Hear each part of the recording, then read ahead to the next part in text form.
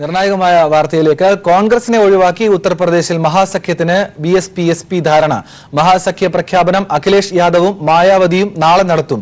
ഇരു പാർട്ടികളും 37 സീറ്റിൽ വീതവും RLD 2 സീറ്റിലും മത്സരിക്കും.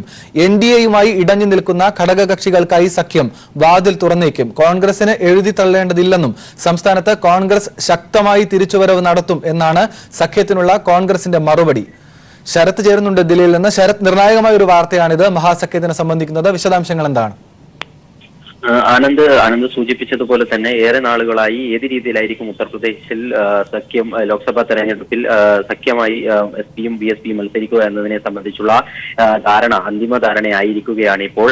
സമാജ്വാദി പാർട്ടിയും അതുപോലെ തന്നെ BSP-യും നേതൃത്വം നൽകുന്ന മഹാസഖ്യം ഒന്നിച്ച് തെരഞ്ഞെടുപ്പിനെ നേരിടുമെന്നുള്ളത് തന്നെയാണ് ഈ ഒരു ഘട്ടത്തിൽ മനസ്സിലാക്കാൻ വേണ്ടി സാധിക്കുന്നത്.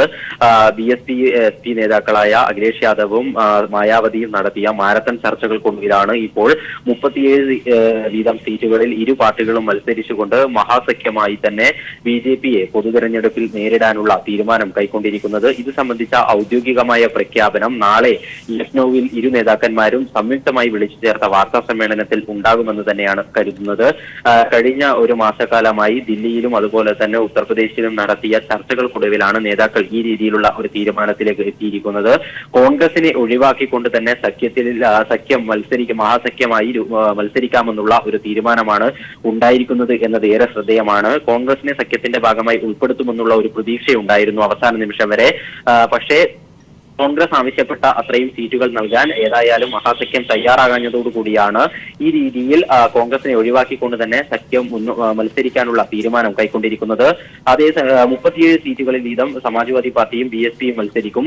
കൈരാന ഉൾപ്പെടെ 2 സീറ്റുകളിൽ അജിത് സിംഗിന്റെ RLD മത്സരിക്കും. അതേസമയം കോൺഗ്രസിനെ സഖ്യത്തിന്റെ ഭാഗമാക്കില്ല എങ്കിൽ പോലും റായ്ബറേലിയിലും അതുപോലെ തന്നെ അമേഠിയിലും, അതായത് സോണിയാഗാന്ധിയുടെയും രാഹുൽ ഗാന്ധിയുടെയും മണ്ഡലങ്ങളിൽ അതേസമയം മഹാസഖ്യം സ്ഥാനാർത്ഥികളെ നിർത്തില്ല. ഇതാണ് സഖ്യം ഏകദേശം തീരുമാനമാക്കി എടുത്തിട്ടുള്ളത്. അതോടൊപ്പം തന്നെ നിലവിൽ ഉത്തർപ്രദേശിൽ BJP നേതൃത്വം നൽകുന്ന NDA സഖ്യകക്ഷികളായിരിക്കുന്ന 2 പാർട്ടികൾ നിലവിൽ BJP-യുമായി ഇടഞ്ഞു നിൽക്കുന്ന സാഹചര്യമാണുള്ളത്. അപ്നാദളും അതുപോലെ തന്നെ ഓം പ്രകാശ് രാജ്ഭറിന്റെ സുഹൽദേവ് പാർട്ടിയും, ഈ 2 പാർട്ടികളെയും മഹാസഖ്യത്തോട് അടുപ്പിക്കാനുള്ള ശ്രമവും നാളെ നടക്കുന്ന പ്രഖ്യാപനത്തിന്റെ ഭാഗമായി ഉണ്ടാകും. അത് പ്രധാനമായും അപ്നാദളിന്റെ ഒരു സീറ്റിൽ മഹാസഖ്യം സ്ഥാനാർത്ഥികളെ നിർത്തില്ല എന്നുള്ളതാണ് അവരെ സഖ്യത്തിലേക്ക് അടുപ്പിക്കാൻ വേണ്ടി ചെയ്യുക. അതേസമയം തന്നെ ഓം പ്രകാശ് രാജ്ഭറിന്റെ പാർട്ടിക്കായി ഒരു സീറ്റ് നൽകാനും മഹാസഖ്യം തയ്യാറാകുമെന്നാണ് ഈ ഒരു ഘട്ടത്തിൽ മനസ്സിലാക്കുന്നത്. ഈ രീതിയിൽ 80 സീറ്റുകളുള്ള ഉത്തർപ്രദേശിൽ സീറ്റ് വിഭജനം നടത്താൻ വേണ്ടിയാണ് ഇപ്പോൾ തീരുമാനമായിരിക്കുന്നത്. അതോടൊപ്പം തന്നെ ഏറ്റവും പ്രധാനപ്പെട്ട ഒരു തീരുമാനമാക്കി നാളെ പ്രഖ്യാപിക്കാൻ സാധ്യതയുള്ളത് പ്രധാനമന്ത്രി നരേന്ദ്രമോദിയുടെ മണ്ഡലമായ വാരണാസിയിൽ സംയുക്ത സ്ഥാനാർത്ഥിയെ നിർത്തിക്കൊണ്ട് മഹാസഖ്യം പ്രധാനമന്ത്രിക്കെതിരെ ഒരു സംയുക്ത സ്ഥാനാർത്ഥിയെ നിർത്തുമെന്നുള്ളത് തന്നെയാണ് ഈ ഒരു ഘട്ടത്തിൽ മനസ്സിലാകുന്നത്. ഈ രീതിയിലാണ് മഹാസഖ്യത്തിന്റെ പ്രഖ്യാപനം നാളെ ഇരു നേതാക്കന്മാരും നടത്താൻ വേണ്ടി പോകുന്നത്. അതേസമയം തന്നെ നിലവിൽ മഹാസഖ്യത്തിന്റെ ഭാഗമാക്കില്ല എന്ന് മനസ്സിലായതോടുകൂടി കോൺഗ്രസ് ഒറ്റയ്ക്ക് ഈ ഉത്തർപ്രദേശിൽ തെരഞ്ഞെടുപ്പിനെ നേരിടാമെന്നുള്ള ഒരു തീരുമാനത്തിലേക്ക് നീങ്ങുകയാണ് എന്നാണ് മനസ്സിലാകുന്നത്.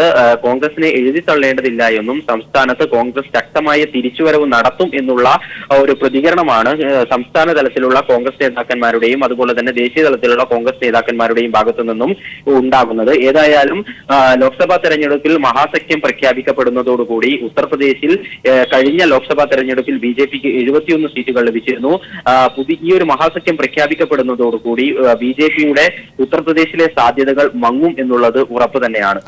ശരത് കെ ശശി ദില്ലിയിൽ നിന്ന് വിവരങ്ങൾ നൽകിയത്. ഏതായാലും മഹാസഖ്യത്തിന്റെ ധാരണയായിരിക്കുന്നു. അഖിലേഷ് യാദവും മായാവതിയും നാളെ മാധ്യമങ്ങളോട് ഇക്കാര്യത്തിനെ സംബന്ധിച്ച സ്ഥിരീകരണം പങ്കുവയ്ക്കും എന്നാണ് ഇപ്പോൾ ലഭിക്കുന്ന വിവരം. അതേസമയം കേന്ദ്ര സർക്കാരിനെതിരെ തുറന്നടിച്ച് അലോക് വർമ്മ CBIയുടെ വിശ്വാസ്യത തകർക്കാനുള്ള ശ്രമങ്ങളാണ് നടക്കുന്നതെന്ന് അദ്ദേഹം പറഞ്ഞു. CBIയുടെ വിശ്വാസ്യത സംരക്ഷിക്കാനാണ് താൻ ശ്രമിച്ചതെന്നും നിസാരമായ ആരോപണങ്ങളുടെ പേരിൽ തന്നെ പുറത്താക്കുകയായിരുന്നുവെന്നും അദ്ദേഹം പ്രതികരിച്ചു. റഫേൽ അന്വേഷണം ഭയന്നാണ് മോദി അലോക് വർമ്മയെ മാറ്റിയതെന്ന് കോൺഗ്രസും ഇതിനോടകം അഭിപ്രായപ്പെട്ടു. ഇതിനിടെ നാഗേശ്വര റാവു CBI ഡയറക്ടറായി ചുമതലയേറ്റു. ഹരീഷ് ദില്ലിയിൽ നിന്ന് ഈ വാർത്തയുടെ വിശദാംശങ്ങൾ നൽകും. ഹരീഷ്,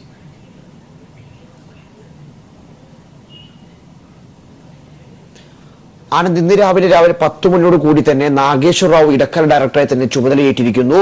അദ്ദേഹമായിരുന്നു ഈ ഔദ്യോഗിക പദവിയിൽ നിന്ന് തലപ്പത്ത് നിന്ന് CBI ഡയറക്ടർ സ്ഥാനത്ത് നിന്ന് അലോക് കുമാർ വർമ്മയെ മാറ്റിയ 77 ദിവസവും അദ്ദേഹം തന്നെയാണ് ഇടക്കര ഡയറക്ടറായി തന്നെ ചുമതലയേറ്റ് അദ്ദേഹത്തിനെ വീണ്ടും ചുമതല ഏൽപ്പിച്ചിരിക്കുകയാണ്. നിലവിൽ തന്നെ ഈ അലോക് കുമാർ വർമ്മ വ്യക്തമായ ചില നിലപാടുകളുമായി അദ്ദേഹം രംഗത്ത് വന്നിരിക്കുന്നു. തനിക്കെതിരെ വ്യക്തമായ ഗൂഢാലോചന നടന്നിട്ടുണ്ട്, തനിക്കെതിരെ ആരോപണങ്ങളൊന്നും തന്നെ ശരിയല്ല, ആ ആരോപണങ്ങളിൽ തനിക്ക് മറുപടി നൽകാനുള്ള അവസരം ലഭിച്ചില്ല, CBIയുടെ വിശ്വാസ കാത്തുസൂക്ഷിക്കാൻ വേണ്ടിയാണ് താൻ ശ്രമിച്ചത്, CBIയുടെ വിശ്വാസത തകർന്നുകൊണ്ടിരിക്കുന്ന സാഹചര്യമാണ് ഇന്ന് ഇന്ത്യയിലുള്ളത് എന്നിങ്ങനെ പല പ്രധാനപ്പെട്ട കാര്യങ്ങൾ അദ്ദേഹം ചൂണ്ടിക്കാണിച്ചിരിക്കുന്നു. ഇന്നലെ വൈകുന്നേരം 4:40 ചേർന്ന ഉന്നതതല സമിതി യോഗത്തിൽ തന്നെ ഈ പ്രധാനമായും മല്ലികാർജ്ജുൻ ഖാർഗെ ചൂണ്ടിക്കാണിച്ച പ്രധാനപ്പെട്ട വിഷയങ്ങൾ ഇത് തന്നെയായിരുന്നു. കാരണം അദ്ദേഹത്തിന് നഷ്ടപ്പെട്ട 77 ദിവസം തിരിച്ചു നൽകണം, അതുപോലെ തന്നെ നിലവിലുള്ള ഈ വിഷയത്തിൽ അദ്ദേഹത്തിന് പറയാനുള്ള കാര്യങ്ങൾ, ആരോപണങ്ങളുള്ള അദ്ദേഹത്തിന് പറയാനുള്ള കാര്യങ്ങളിൽ ആരോപണങ്ങൾ വിശദമായി അദ്ദേഹത്തിന്റെ മറുപടി കേൾക്കാൻ നമ്മൾ തയ്യാറാണോ എന്നിങ്ങനെ പ്രധാനപ്പെട്ട കാര്യങ്ങൾ ഉന്നതതല സമിതി യോഗത്തിൽ മല്ലികാർജ്ജുൻ ഖാർഗെ ചൂണ്ടിക്കാണിക്കുകയും ചെയ്തിരുന്നു. പക്ഷെ അതിലെല്ലാം തന്നെ ഒരു തീരുമാനമാവാതെ ഉന്നതതല സമിതി യോഗത്തിൽ വെച്ച് തന്നെ പ്രധാനമന്ത്രി നരേന്ദ്രമോദിയും ചീഫ് ജസ്റ്റിസ് നിയോഗിച്ച അദ്ദേഹത്തിന് പകരം പങ്കെടുത്ത ജസ്റ്റിസ് AK സിക്രിയും ചേർന്ന ഭൂരിപക്ഷ വിധിയോടുകൂടി തന്നെ അദ്ദേഹത്തെ മാറ്റാൻ വേണ്ടി തീരുമാനിച്ചതിന്റെ അടിസ്ഥാനത്തിൽ അദ്ദേഹം ഇന്നലെ രാത്രിയോടുകൂടി അദ്ദേഹം തലപ്പത്ത് നിന്ന് മാറ്റുന്ന സാഹചര്യം ഉണ്ടായി. എന്നാൽ അതിനു പുറമെ തന്നെ അതിനുശേഷമാണ് അദ്ദേഹം ഇങ്ങനെയുള്ള ചില പ്രസ്താവനയുമായി അദ്ദേഹം രംഗത്ത് വന്നിരിക്കുന്നത്. പക്ഷേ അദ്ദേഹം ഇങ്ങനെ നടത്തിയ പ്രസ്താവന, അതായത് അലോക് കുമാർ ഇങ്ങനെ പറഞ്ഞത് ശരിയായ നടപടിയല്ലെന്ന് ചൂണ്ടിക്കാട്ടിക്കൊണ്ട് തന്നെ മുൻ അറ്റോർണി ജനറൽ മുകുൾ റോത്തഗി ഇപ്പോൾ രംഗത്ത് വന്നിരിക്കുന്നു. അദ്ദേഹം പറഞ്ഞിരിക്കുന്നു ഇത് CBIയുടെ പ്രതിച്ഛായ തകർന്ന സാഹചര്യം ഉണ്ടാക്കുന്നു, അതുപോലെ തന്നെ ഇങ്ങനെയുള്ള വിഷയങ്ങളിൽ തന്നെ ഉന്നതതല സമിതി യോഗത്തിൽ നടത്തിയ തീരുമാനങ്ങളിൽ ഇങ്ങനെ അലോക് കുമാർ വർമ്മ ഇങ്ങനെ പ്രതികരിക്കുന്നത് ശരിയായ നടപടിയല്ല എന്നാണ് മുൻ അറ്റോർണി ജനറൽ ആയിരിക്കുന്ന മുകുൾ റോത്തഗി പറഞ്ഞിരിക്കുന്നത്.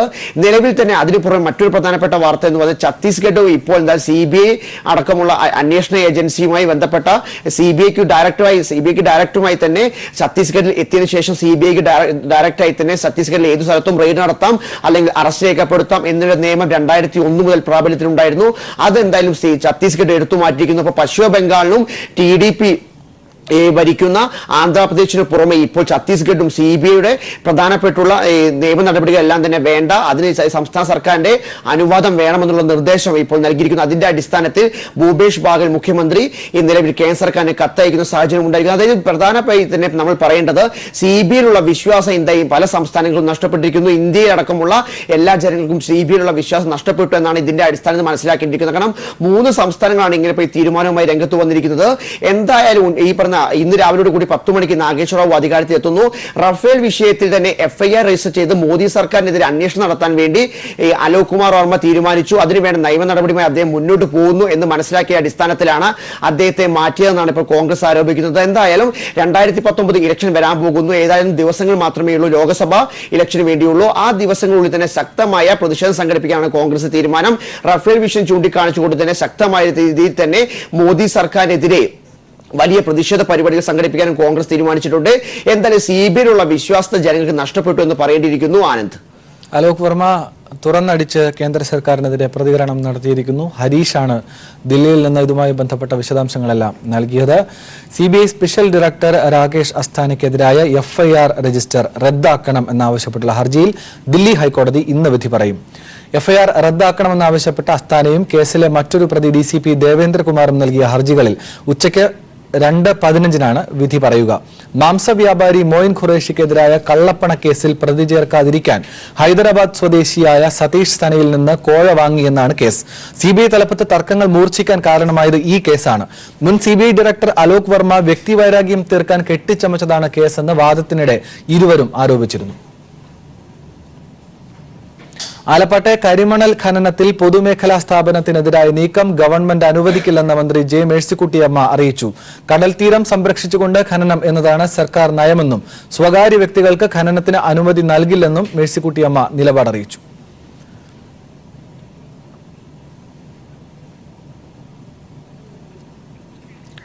2011 തടവുകാരെ വിട്ടയച്ച സർക്കാർ ഉത്തരവ് ഹൈക്കോടതി റദ്ദാക്കിയത് 209 തടവുകാരെ വിട്ടയച്ച നടപടി. 10 വർഷം തടവ് അനുഭവിച്ചവരെയാണ് 2011 വിട്ടയച്ചതെന്ന് വിവരങ്ങൾ ഗവർണർ പരിശോധിക്കണമെന്നും വിട്ടയക്കപ്പെട്ടവർ ബാക്കി തടവ് അനുഭവിക്കണമെന്നും കോടതി അഭിപ്രായപ്പെട്ടു. സാലി മുഹമ്മദ് ചേരുന്നുണ്ട്. സാലി, വിശദാംശങ്ങൾ. അനന്ത്, തടവുകാർക്ക് ശിക്ഷ ഇളവ് നൽകിയതിനെതിരെ ലഭിച്ച ചില പരാതികളെ തുടർന്ന് ഹൈക്കോടതി സ്വമേധയാ ഒരു കേസെടുക്കുകയായിരുന്നു. അതിലാണ് കഴിഞ്ഞ ദിവസങ്ങളിൽ വാദം കേട്ട് ഇപ്പോൾ വിധി പറഞ്ഞത്. 10 വർഷത്തിലധികം തടവ് ശിക്ഷ അനുഭവിച്ചവർക്ക് ഇളവ് അനുവദിച്ചുകൊണ്ട് 2011 സർക്കാർ ഉത്തരവ് ഇതിനെ തുടർന്ന് കോടതി റദ്ദാക്കുകയായിരുന്നു. തടവുകാർക്ക് ശിക്ഷ ഇളവ് നൽകാൻ സർക്കാരിന് അധികാരമുണ്ട് എന്ന് കോടതി വ്യക്തമാക്കിയിട്ടുണ്ട്. പക്ഷേ അതിന് മതിയായ കാരണങ്ങൾ വേണം എന്നാണ് കോടതി പറയുന്നത്. 2011 ഉത്തരവിൽ മതിയായ കാരണങ്ങൾ കാണുന്നില്ല എന്നും കോടതി വ്യക്തമാക്കി. അതില്ലാതെയാണ്, വ്യക്തമായ കാരണങ്ങൾ ഇല്ലാതെയാണ് ചിലരെ വിട്ടയച്ചത് എന്നാണ് ഇപ്പോൾ ഫുൾ ബെഞ്ച് വിലയിരുത്തിയിരിക്കുന്നത്. ഈ സാഹചര്യത്തിൽ ഇളവ് ലഭിച്ചവരുടെ പട്ടിക സർക്കാർ പുനഃപരിശോധിക്കണം.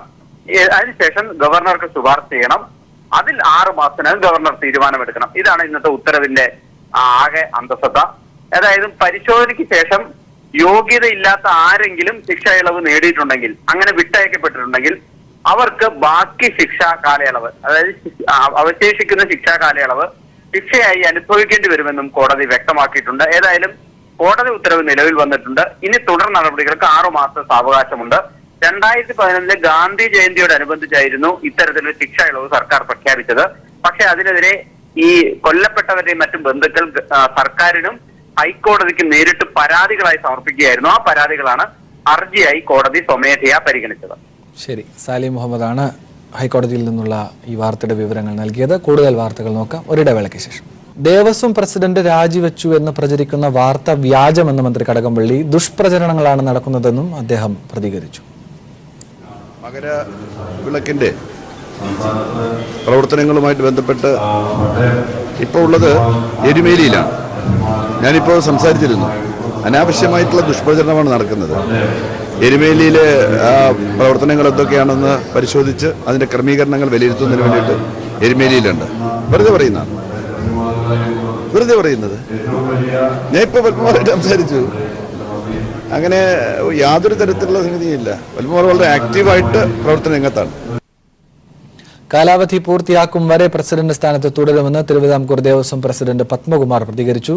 താൻ സ്ഥാനത്ത് നിന്ന് മാറുമെന്നത് ചിലരുടെ സ്വപ്നം മാത്രമെന്നും അദ്ദേഹം പറഞ്ഞു. എങ്ങനെയാണ് ഈ മാധ്യമങ്ങൾക്ക് അങ്ങനെ ഒരു വാർത്ത കിട്ടിയതെന്ന് എത്ര ആലോചിച്ചിട്ടും എനിക്ക് പിടികിട്ടുന്നില്ല. ചിലപ്പോൾ സ്വാഭാവികമാണ്. ഞാൻ കഴിഞ്ഞ കാലഘട്ടത്തിൽ നടത്തിയിട്ടുള്ള പൊതുപ്രവർത്തനം, ആ പൊതുപ്രവർത്തനം നല്ല ഒരു സന്തോഷത്തോടു കൂടി അല്ലെങ്കിൽ മുള്ളു നിറഞ്ഞ പാതയിൽ കൂടെ തന്നെയാണ് ഞാൻ വന്നിട്ടുള്ളത്. അപ്പോൾ പലപ്പോഴും ചിലർക്കെങ്കിലും അതിന് ബുദ്ധിമുട്ടുള്ളവരുണ്ടാകും, അവരങ്ങനെ ആഗ്രഹിക്കുന്നുണ്ടാകും. ആ ആഗ്രഹം ഇപ്പോൾ തൽക്കാലം നടക്കാൻ പോകുന്നില്ല. ഗവൺമെൻറ്റുമായി ആലോചിച്ച് ദേവസ്വം ബോർഡ് മെമ്പർമാരെന്നുള്ളതായിരിക്കും ഞങ്ങൾ പരിപൂർണമായിട്ടുള്ള ഐക്യത്തോടു കൂടിയിട്ടാണ് മുമ്പോട്ട് പോകുന്നത്. കഴിഞ്ഞ വർഷം 1-ാം തീയതിയാണ് ഞാൻ പ്രസിഡൻ്റായിട്ട് ചുമതല ഏറ്റെടുത്തത്. കഴിഞ്ഞ വർഷം ശബരിമല സീസൺ ആരംഭിക്കുന്നു. ആ വർഷം നന്നായിട്ട് പോയി. ഈ വർഷം ഇതുവരെ കുഴപ്പമില്ല. 3-4 ദിവസം കൂടെ ഉണ്ട് മകരവിളക്കിന്. നാളെ പന്തളത്ത് നിന്ന് നമ്മുടെ തിരുവാഭരണം ഏറ്റുവാങ്ങിച്ച് അതിനോടൊപ്പം ഞാനുണ്ടാവും. മകരവിളക്കിന് ഞാനുണ്ടാവും. നവംബർ 14-ാം തീയതിയാണ് എൻ്റെ കാലാവധി തീരുന്നത്. അതുവരെ ഉണ്ടാവുമെന്നാണ് എൻ്റെ വിശ്വാസം. അതേസമയം പ്രസിദ്ധമായ എരുമേലി പേട്ടതുള്ളൽ ഇന്ന് നടക്കും. അയ്യപ്പൻ മഹിഷിയെ നിഗ്രഹിച്ചതിലുള്ള സന്തോഷ പ്രകടനമാണ് പേട്ടതുള്ളൽ എന്നാണ് ഐതിഹ്യം. അമ്പലപ്പുഴ, ആലങ്ങാട്ട് സംഘങ്ങളാണ് പേട്ടതുള്ളുന്നത്. ഉച്ചയ്ക്ക് 12-ന് സമൂഹ പെരിയോൻ ചന്ദ്രശേഖരൻ നായരുടെ നേതൃത്വത്തിലുള്ള അമ്പലപ്പുഴ സംഘമാണ് ആദ്യം പേട്ടതുള്ളുക. അയ്യപ്പൻ മഹിഷിയെ നിഗ്രഹിച്ചതിന്റെ ഓർമ്മപ്പെടുത്തലാണ് ഈ പേട്ടതുള്ളൽ. പേട്ടതുള്ളൽ ആദ്യം അമ്പലപ്പുഴ സംഘമാണ് പേട്ടതുള്ളുക. അമ്പലപ്പുഴ പേട്ട സംഘത്തിന്റെ തുള്ളലിന് ശേഷമായിരിക്കും ആലങ്ങാട് സംഘത്തിന്റെ പേട്ടതുള്ളൽ. സമൂഹ പെരിയോൻ ചന്ദ്രശേഖരന്റെ നേതൃത്വത്തിലായിരിക്കും അമ്പലപ്പുഴ സംഘം പേട്ടതുള്ളുന്നത്. അവർ ചെറിയ ധർമ്മശാസ്ത്ര ക്ഷേത്രത്തിൽ നിന്നും വാവൂര് പള്ളിയിലേക്ക് എത്തും. വാവൂര് പള്ളിയിൽ ജമാഅത്ത് ഭാരവാഹികൾ അവർക്ക് സ്വീകരണം നൽകും. മതസൗഹാർദ്ദത്തിന്റെയും അതുപോലെ തന്നെ ഭക്തിയുടെയും ഒരു സമ്മേളനമായിരിക്കും അത്. ഉച്ചയ്ക്ക് ശേഷമായിരിക്കും അയ്യപ്പന്റെ പിതൃസ്ഥാനീയരായിട്ടുള്ള ആലങ്ങാട് സംഘത്തിന്റെ പേട്ടതുള്ളൽ. ഇരു സംഘങ്ങളും ധർമ്മശാസ്ത്ര ക്ഷേത്രത്തിലെ വലിയ തോട്ടിൽ കുളിച്ച ശേഷം ശബരിമലയിലേക്ക് പോകും. ഇതാണ് പേട്ട തുള്ളലുമായി ബന്ധപ്പെട്ടുള്ള ഇന്നത്തെ ചടങ്ങുകൾ. ഒരിടവേള. ഇപ്പോൾ പ്രസിദ്ധമായ എരുമേലി പേട്ടതുള്ളൽ ആരംഭിച്ചിരിക്കുന്നു. മഹിഷിയെ അയ്യപ്പൻ നിഗ്രഹിച്ചതിലുള്ള സന്തോഷ പ്രകടനമാണ് പേട്ടതുള്ളൽ എന്നാണ് ഐതിഹ്യം. മതസൗഹാർദ്ദത്തിന്റെ കൂടി വലിയ സന്ദേശമാണ് പേട്ടതുള്ളൽ കേരളത്തിലും രാജ്യത്തിലും അതിനു പുറത്തും പ്രചരിപ്പിക്കുന്നത്. ഇപ്പോൾ ടി പി പ്രശാന്ത് ചേരുന്നുണ്ട്. പ്രശാന്ത്, എങ്ങനെയാണ് അതിന്റെ ഒരുക്കങ്ങൾ? ആരംഭിച്ചിട്ടുണ്ടല്ലോ, വിശദാംശങ്ങൾ. എരുമേലി പേട്ടതുള്ളൽ ആരംഭിച്ചു. ചരിത്രപ്രസിദ്ധമായ പേട്ടതുള്ളലാണിത്. കാരണം മഹിഷി നിഗ്രഹത്തിന് ശേഷം ജനങ്ങൾ ആനന്ദ നൃത്തം ചവിട്ടുന്ന ഒരു അതിന്റെ ഓർമ്മയ്ക്കായിട്ടാണ് ഈ പ്രത്യേകിച്ച് എരുമേലി പേട്ടതുള്ളൽ നടക്കുന്നത്. ഇത് മതസൗഹാർദ്ദത്തിന്റെയും യഥാർത്ഥ ഭക്തിയുടെയും ഒരു സംഗമമാണ് എരുമേലിയിൽ നടക്കുന്നത്. രാവിലെ ഉച്ചയ്ക്ക് 12 മണിയോടുകൂടി സമൂഹ പെരിയോൻ ചന്ദ്രശേഖരൻ നായർ നേതൃത്വത്തിലുള്ള അമ്പലപ്പുഴ സംഘത്തിന്റെ പേട്ടതുള്ളലാണ് ആദ്യം നടന്നിട്ടുള്ളത്. ഇപ്പോൾ പരിപാടികൾ ഇവിടെ പുരോഗമിക്കുകയാണ്. ചെറിയ ക്ഷേത്രത്തിൽ നിന്നും പേട്ടതുള്ളി അവർ വാവര് പള്ളിയിലെത്തുമ്പോൾ, എരുമേലി വാവർ പള്ളിയിലെത്തുമ്പോൾ അവിടെ ജമായത്ത് ഭാരവാഹികൾ കൃത്യമായ ഒരു സ്വീകരണം നൽകി. അത് മതസൗഹാർദ്ദത്തിന്റെയും ഭക്തിയുടെയും ഒരു സംഘമായി തന്നെ വേണം ആ സ്വീകരണത്തെ കാണാൻ. അതിനുശേഷം അല്പസമയത്തിന് തന്നെ അവർ ഇവിടെ നിന്നും വലിയ അമ്പലത്തിലേക്ക് പേട്ടതുള്ളി തിരിക്കും. ഈ വലിയ അമ്പലത്തിലേക്ക് പേട്ടതുള്ളി തിരിക്കുമ്പോൾ അവർക്കൊപ്പം വാവരുടെ പ്രതിനിധിയായി ജമായത്ത് പള്ളി കമ്മിറ്റിയുടെ ഒരു ഭാരവാഹി കൂടി ഉണ്ടാവും. വലിയമ്പലം വരെ അവരെ അനുഗമിക്കും. അതാണ് പേട്ടതുള്ളിന്റെ ആദ്യത്തെ ചടങ്ങ്. രണ്ടാമത്തെ പേട്ടതുള്ളൽ ആരംഭിക്കുന്നത് ഉച്ചയ്ക്ക് ശേഷമാണ്. അത് അയ്യപ്പന്റെ പിതൃസ്ഥാനീയരായിട്ടുള്ള ആനങ്ങാട് സംഘത്തിന്റെ പേട്ടതുള്ളലാണ്. AK വിജയകുമാറാണ് അവരുടെ പെരിയോൻ. അദ്ദേഹത്തിന്റെ നേതൃത്വത്തിൽ ആയിരിക്കും പേട്ടതുള്ളൽ നടക്കുക. ശരീരമാസകലം ഭസ്മം പൂശിയും ചന്ദനക്കുറി അണിഞ്ഞുമെല്ലാം പ്രത്യേക വാദ്യത്തിന്റെ അകമ്പടിയോടുകൂടി തന്നെയാണ് പേട്ടതുള്ളൽ നടക്കുക. അതിനുശേഷം വലിയ അമ്പലത്തിൽ ചെന്ന ശേഷം ഇരു സംഘങ്ങളും കുളിച്ച് ശബരിമലയിലേക്ക് പോകും. തുടർന്ന് ഈ ആണ്ടിലെ പേട്ടതുള്ളൽ ഇതോടുകൂടി സമാപനമാകും. വൈകിട്ടോടു കൂടിയായിരിക്കും സമാപനം സംബന്ധിച്ച ചടങ്ങുകളെല്ലാം തന്നെ നടക്കുക. തീർച്ചയായും TP പ്രശാന്താണ് കോട്ടയത്ത് നിന്ന് വിവരങ്ങൾ നൽകിയത്. ഐതിഹ്യ പ്രസിദ്ധമായ പേട്ടതുള്ളൽ ആരംഭിച്ചിരിക്കുന്നു. വിശദാംശങ്ങളാണ് കേട്ടത്. മറ്റു വാർത്തകൾ കൂടി നോക്കാം. MLA സ്ഥാനത്ത് നിന്ന് അയോഗ്യനാക്കിയ ഹൈക്കോടതിയുടെ രണ്ടാമത്തെ ഉത്തരവ് ചോദ്യം ചെയ്ത് മുസ്ലിം ലീഗ് നേതാവ് KM ഷാജി സമർപ്പിച്ച ഹർജി ഹൈക്കോടതി ഇന്ന് പരിഗണിക്കും. ജസ്റ്റിസ് AK സിക്രിയുടെ അധ്യക്ഷതയിലുള്ള ബെഞ്ചാണ് ഹർജി പരിഗണിക്കുക. അഴീക്കോട് മണ്ഡലത്തിലെ CPIM പ്രവർത്തകനായ ബാലൻ നൽകിയ ഹർജിയിലാണ് രണ്ടാമതും ഷാജിയുടെ തെരഞ്ഞെടുപ്പ് യോഗ്യത ഹൈക്കോടതി റദ്ദാക്കിയത്. തെരഞ്ഞെടുപ്പ് റദ്ദാക്കാനും അയോഗ്യത കൽപ്പിക്കാനും അധികാരം ഇല്ലെന്നാണ് ഷാജിയുടെ വാദം.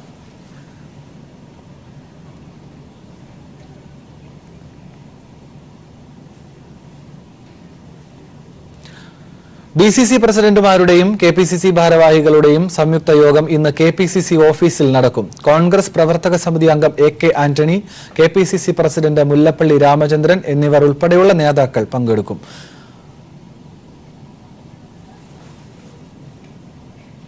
BJP ദേശീയ കൌൺസിൽ യോഗം ദില്ലിയിൽ ലോക്സഭാ തെരഞ്ഞെടുപ്പിന്റെ മുന്നൊരുക്കങ്ങൾക്കായാണ് യോഗം. രാജ്യത്തിന്റെ വിവിധ ഭാഗങ്ങളിൽ നിന്നുള്ള 12,000-ഓളം പ്രതിനിധികൾ 2 ദിവസം നീണ്ടുനിൽക്കുന്ന കൌൺസിലിൽ പങ്കെടുക്കും. രാംലീല മൈതാനിയിൽ നടക്കുന്ന കൌൺസിൽ യോഗത്തിൽ നരേന്ദ്രമോദിയും പാർട്ടി അധ്യക്ഷൻ അമിത്ഷായും പ്രതിനിധികളെ അഭിസംബോധന ചെയ്യും. വൈകിട്ട് ദേശീയ നിർവാഹക സമിതി യോഗത്തിൽ ദേശീയ അധ്യക്ഷൻ പ്രസംഗിക്കും. നാളെ രാവിലെ മുതൽ നടക്കുന്ന ദേശീയ കൌൺസിൽ യോഗത്തിൽ നരേന്ദ്രമോദി മുഴുവൻ സമയവും പങ്കെടുക്കും. വിവിധ സംസ്ഥാനങ്ങളിലെ തെരഞ്ഞെടുപ്പ് സഖ്യം, ലോക്സഭാ മണ്ഡലങ്ങളിലെ പ്രവർത്തനങ്ങൾ, തെരഞ്ഞെടുപ്പ് തന്ത്രം എന്നിവ കൌൺസിലിൽ ചർച്ചയാവും.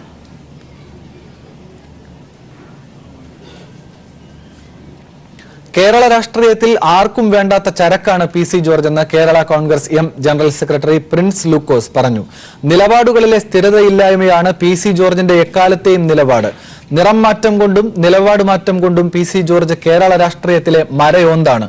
കോൺഗ്രസുമായി സഹകരിക്കണം എന്ന ജോർജിന്റെ ആഗ്രഹത്തെ അസാധ്യം എന്ന് മാത്രമേ വിശേഷിപ്പിക്കാനാകൂ എന്നും പ്രിൻസ് ലൂക്കോസ് പ്രതികരിച്ചു. നിയമസഭയിൽ BJPക്കൊപ്പം ഇരുന്ന PC ജോർജ് ഇപ്പോൾ കോൺഗ്രസ് സ്നേഹം പ്രകടിപ്പിക്കുന്നത് അപഹാസ്യമാണെന്നും അഭയം കൊടുത്ത വീടിന്റെ കഴുക്കോലുരുന്ന കഥാപാത്രത്തിന്റെ വഞ്ചനയേക്കാൾ നീചമായ ചെയ്തികളുടെ ചരിത്രമാണ് PC ജോർജിനുള്ളതെന്നും പ്രിൻസ് ലൂക്കോസ് കുറ്റപ്പെടുത്തി.